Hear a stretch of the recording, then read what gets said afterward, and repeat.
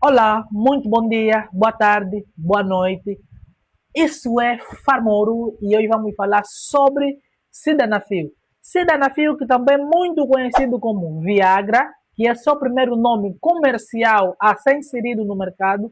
Também é conhecido como Kifaru, também é conhecido como Malegra e também é conhecido como Venegra.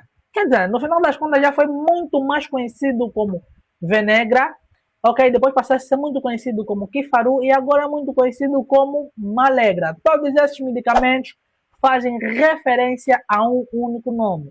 E para você que tem dúvida como é que é possível fazer referência ao mesmo nome de tantos medicamentos com nomes diferentes, é só você ver aqui embaixo ou aqui de lado, dependendo de como o editor vai editar o vídeo, vai ver a referência ao vídeo que nós falamos dos diferentes tipos de nomes de medicamento.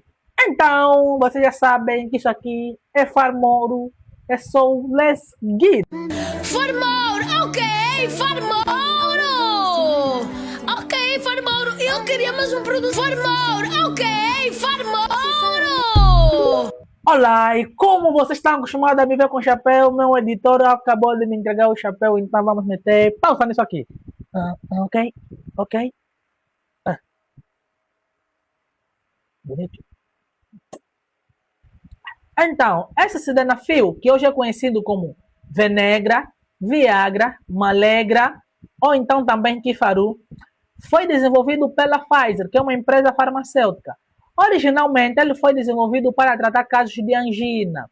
E a angina que estamos a nos referir não é aquela angina conhecida tradicionalmente como angina, que cientificamente é conhecido como amigdalite, que é inflamação nas amigdalas. Ok? Você que está em Brasil, nós em Angola, tradicionalmente ou popularmente conhecemos a amigdalite como angina. E você que está em Moçambique e me segue, pode também deixar aqui nos comentários, seja no Facebook ou no YouTube, ok? Como é que vocês chamam amigdalite popularmente? Que é aquela inflamação aqui, que você fica com dificuldade de engolir. Pronto, continuando. Como a outra disse, o sildenafil foi criado para tratar originalmente casos de angina. Essa angina é um desconforto no peito que é causado pela falta ou carência de fluxo sanguíneo no coração. Que é aquele desconforto no peito. Geralmente, quando vocês ficam muito tempo sem jogar bola, aquele aquecimento no peito também é caracterizado como uma angina. Então, assim, para explicar de maneira bem mais simples, né? Porque nós estamos pragmáticos e queremos sempre explicar as coisas de maneira bem simples, ok? O que é que aconteceu? Como a Pfizer, primeiramente, criou-se sildenafil para casos de angina, nos testes clínicos, atenção, os testes clínicos já são testes feitos em pessoas. Os testes pré-clínicos são aqueles feitos em vitros, em animais e por aí fora. Estamos, ou seja, testes feitos antes de serem feitos em pessoas. Então, os voluntários durante os testes clínicos começaram a relatar um efeito colateral inesperado, ou seja, começaram a relatar ereções mais firmes e mais duras. E haviam então até pacientes que começaram a relatar ou falar que tinham ereções espontâneas. A Pfizer viu, a Pfizer se apercebeu dos relatos, até porque os próprios pacientes relatavam na Pfizer, porque tiveram em fase de testes clínicos, esses efeitos colaterais inesperados. A Pfizer então testou, nos anos 90, a Pfizer então redirecionou a indicação terapêutica do mesmo sildenafil, ou seja, um medicamento que foi feito para uma doença acabou sendo usado para outra condição ou então outra doença, o que nos abençoou, felizmente. E depois então de testes serem redirecionados, a Pfizer acabou confirmando a teoria ou então relato de que sim, o sildenafil realmente consegue manter a ereção, não causar a ereção, mas sim manter a ereção. E Gelson, uma vez que o sildenafil foi direcionado de casos de angina para disfunção erétil, será que já não são usados para esses casos? Sim, ainda são usados. Isso porque o mecanismo de ação acaba facilitando até em casos de hipertensão, porque o sildenafil relaxa os músculos. Mas calma aí, vamos falar isso aqui no mecanismo de ação.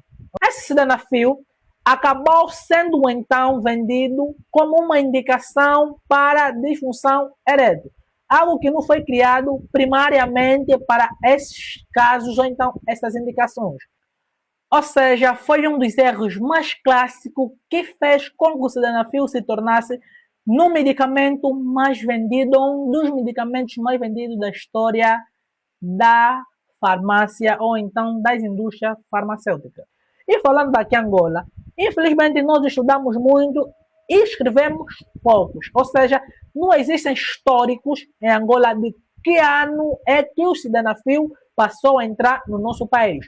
Mas acredito que seja nos anos 2000, sendo que ainda eu, como um jovem de apenas 24 anos de idade, apesar do que pareço que tenho apenas 16 anos, não, já tenho 24, ok? Pronto. Um jovem como eu, de 24 anos de idade, conheceu o sildenafil com o nome de Viagra, me faz acreditar que começou a entrar nos anos 2001, 2002, 2003, 2004. Isso porque o sildenafil, o seu primeiro nome comercial é Viagra. Então, como os primeiros nomes comerciais, depois de um tempo, tensionam a entrar em desuso, ok?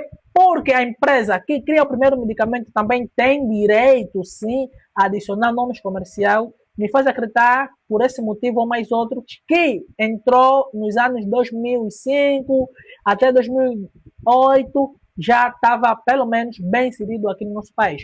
E se você tem mais de 30, 40 anos, 50 anos, e pode corrigir a relação da história em que tempo ou ano o sildenafil começou a entrar no país, também, por favor, comenta aqui. Porque a questão da história na Angola não é uma questão escrita, não tem nada escrito, é simplesmente uma opinião do Gelson, que você pode corrigir por teres mais idade ou por teres mais referência, que referenciam isso. Né?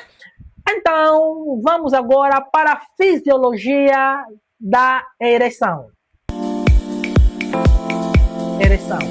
Como vocês sabem, é quase impossível, ou basicamente impossível, falarmos do mecanismo do sildenafil sem termos que falar da fisiologia ou mecanismo da ereção.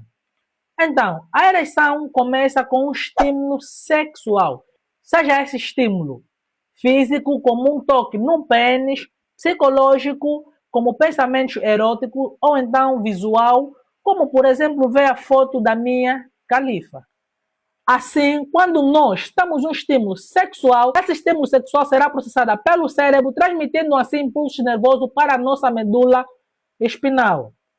Já na nossa medula espinal, os nervos do nosso sistema nervoso parasimpático localizado lá na nossa medula espinal, e atenção, o sistema nervoso parasimpático, só para lembrar vocês que já sabem, até porque vocês são muito inteligentes, é responsável por nos causar aquele relaxamento. Inclusive, eu gosto de usar esse argumento para definir o sistema nervoso parasimpático em uma única pessoa, quando eu quero explicar de maneira simples. Ou seja, a presença do Espírito Santo, sem querer causar um exagero. Como a presença do Espírito Santo nos causa uma tranquilidade e um relaxamento extremo e muito bom, assim também faz o nosso sistema nervoso parasimpático. Continuando. Assim, os nervos do nosso sistema nervoso parasimpático, localizados lá na nossa medula espinal, vão viajar até o pênis. Lá no pênis, esses nervos do nosso sistema nervoso parasimpático vão liberar um neurotransmissor chamado de óxido nítrico. Esse óxido nítrico é um grande ou então potente vasodilatador e ele vai atuar nas células musculares lisas dos corpos cavernosos do pênis, onde vão interagir com uma enzima chamada de guanulato ciclase. Essa guanulato ciclase, quando interagir com óxido nítrico, vai então ser ativado o guanulato ciclase, que vai se transformar em guanosina trifosfato. Quando é transformada em guanosina trifosfato, vai ativar a conversão de um segundo mensageiro. Esse segundo mensageiro é chamado de guanosina monofosfato cíclico. E atenção, essa guanosina monofosfato cíclico, ela atua exatamente aí, nas células musculares lisas do pênis, que vão fazer o quê? Vão causar o relaxamento, vão ser responsáveis por causar aquele relaxamento nas células musculares lisas do pênis, que vai funcionar mais ou menos como uma esponja, que vai fazer com que se encha, cheio de quê? De sangue lá no pênis. Essa guanosina monofosfato cíclico vai ser então o principal responsável, como eu disse, por causar o relaxamento nos corpos cavernosos do pênis. Esse relaxamento vai causar uma dilatação dos vasos do pênis. Esse relaxamento e essa dilatação vai fazer com que haja mais entrada de sangue no pênis ou na cavidade peniana, e essa entrada de sangue ou presença de sangue no pênis é que é caracterizado de quê? De ereção. Ou seja, um pênis que outrora estava desse jeito, quando haverá grandes quantidades de guanosina monofosfato cíclico, que vai causar aquele relaxamento, que vai ser responsável, então, por fazer entrar sangue no nosso pênis, vai fazer com que se mantenha a ereção, fazendo o pênis estar desse jeito. Desculpem, o editor falou que há homem, como é que é? Que há homem que o pênis dele só vai até aqui, ok? Considerando esse espaço. Então, nesse caso, o cara só tem pouco sangue. Não, nem nada disso. Vamos falar coisa séria. E essa parte temos de cortar. Por favor, dessa vez não me meta aí, porque eu costumo sentir vergonha de ver nesse vídeo. Então, esse relaxamento vai causar uma grande vasodilatação do que? Do pênis, fazendo com que haja mais entrada de quê? De sangue no pênis. E essa entrada de sangue no pênis, ou presença de sangue lá no pênis, é que faz o quê? Mantém ou faz com que se tenha a ereção. Ou seja, a ereção, se quiseres explicar em palavras simples para quem não fez saúde, a ereção seria nada mais, nada menos que a presença de sangue no pênis. Por quê? Porque não se tem ereção sem que haja a presença de sangue no nosso pênis. Assim, quando o estímulo sexual ela é reduzido, a liberação de óxido nítrico também é reduzida. E como vocês conseguem, sei que vocês lembram porque vocês são muito inteligentes, o óxido nítrico é esse que vocês estão a ver aqui. Sim, esse neurotransmissor que foi liberado onde? No pênis, que acabou interagindo com guanulato ciclase e resultou em todo esse esquema que no final das contas resultou em que? Em ereção. Tá? Se essa liberação é reduzida, significa que a ereção de alguma maneira também vai ser que? Reduzida.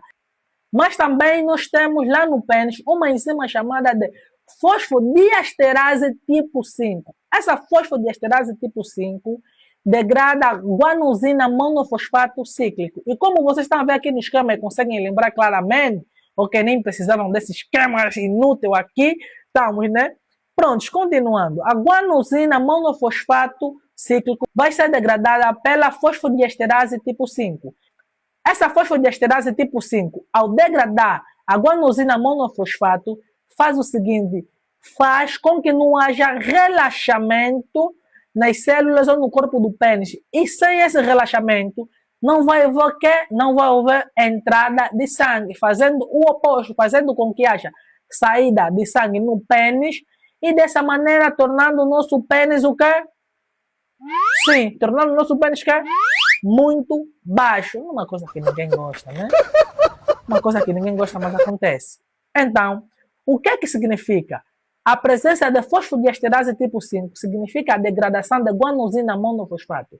E se a guanosina monofosfato for degradada, significa que não vai haver entrada de quê? Não vai haver entrada, infelizmente, de sangue no nosso pênis. E sem essa entrada de sangue no nosso pênis, não haverá que ereção. Então, o problema aqui, em resumo, seria essa fosfodiesterase tipo 5. Meu Deus. Muito você. Com muita coisa para atacar. É mesmo já, guanosina monofosfato 5. É uma brincadeira desse país, né? É uma brincadeira muito grande. Quer dizer, desse país não, né? Mas só nesse país, então, compramos todo o país é ocupado. Como vocês puderam entender aqui nesse esquema, que quando nós temos um estímulo sexual, haverá liberação de quê? De óxido nítrico lá no pênis. Esse óxido nítrico vai então interagir com guanulato ciclase e no final das contas resultar em quê? Na guanosina monofosfato cíclico, que vai então relaxar os músculos do pênis e com isso vai haver entrada de quê? De sangue na cavidade peniana que vai se manter a ereção. Depois desse estímulo sexual passar, sei que vocês lembram isso e vocês conseguem ver aqui no esquema, depois desse estímulo sexual passar, ok? Vai haver então presença daquela enzima maldita que é fosfodiesterase tipo 5, que vai fazer o quê? Vai degradar o quê? Vai degradar, infelizmente, a guanosina monofosfato cíclico. Com a degradação da guanosina monofosfato cíclico, não vai haver o quê? Não vai haver o relaxamento dos músculos lá no pênis, ok? E dessa maneira não vai haver mais entrada de quê? De sangue no pênis, não vai haver, consequentemente, o quê? Manter uma ereção, não vai existir uma ereção. E vai fazer o oposto. Em vez de fazer com que haja entrada, vai fazer com que haja saída de quê? de sangue no pênis, fazendo o nosso pênis se tornando murcho, infelizmente. Então, o sildenafil, ou então Kifaru, que você conhece e eu conheço com esse nome, seja Malegra ou Kifaru, ou então Viagra, ela é um inibidor seletivo daquela enzima ali maldita, que é fosfodiesterase tipo 5. Então,